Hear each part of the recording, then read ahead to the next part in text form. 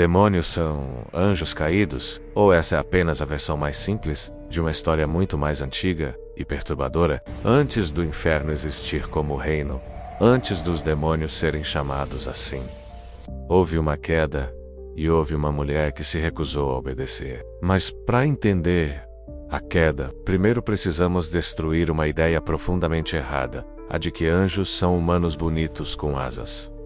Essa imagem não vem da Bíblia. Ela vem da arte medieval, do Renascimento e da cultura pop. Na tradição bíblica e apocalíptica, os anjos são outra coisa. Nos livros de Ezequiel e Apocalipse, eles são descritos como seres com múltiplas faces: rosto de homem, leão, boi e águia, corpos cobertos por olhos, por dentro e por fora, rodas dentro de rodas, cheias de olhos, suas asas produzem sons como trovões e sua aparência causa terror absoluto. Não é à toa que, quando um anjo aparece, a primeira frase é quase sempre: não temas. Isso não é poesia, é necessidade. Anjos não são uma versão melhorada dos humanos, são outra ordem de criação. E aqui está um ponto crucial: só existe uma criação feita à imagem e semelhança de Deus, o ser humano. Anjos não foram criados à imagem de Deus. Foram criados para funções específicas: obediência e adoração. O homem reflete Deus,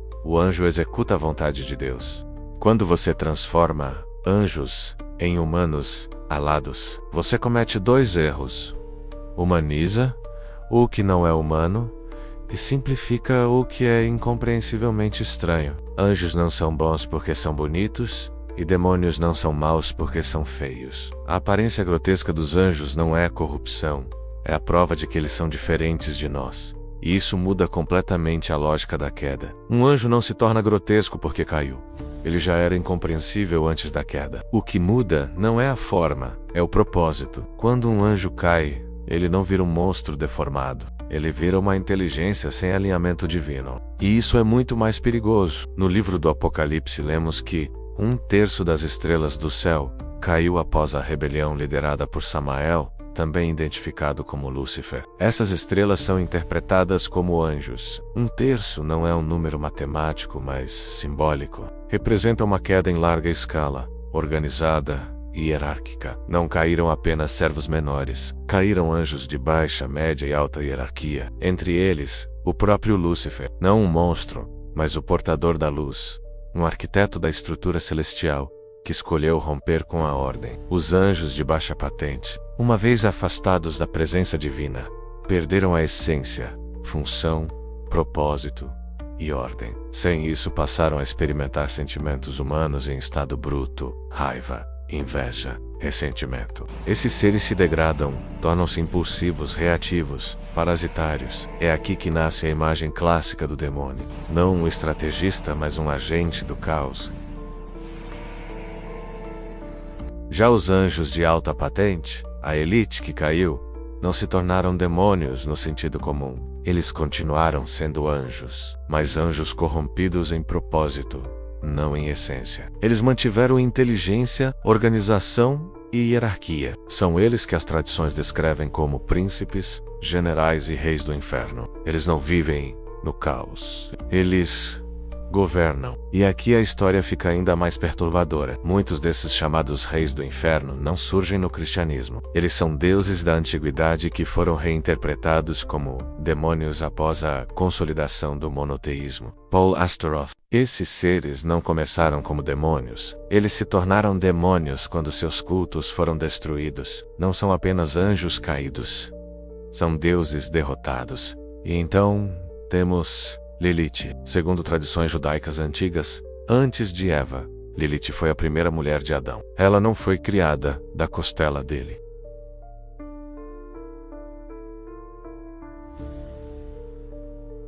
Mas do mesmo pó ao mesmo tempo como sua igual. O conflito nasce quando Adão exige submissão.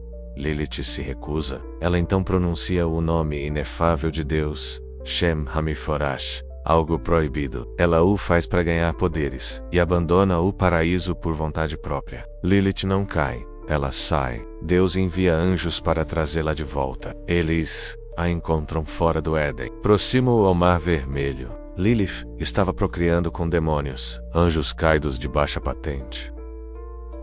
gerando centenas de filhos diariamente. Os anjos ordenam que ela retorne.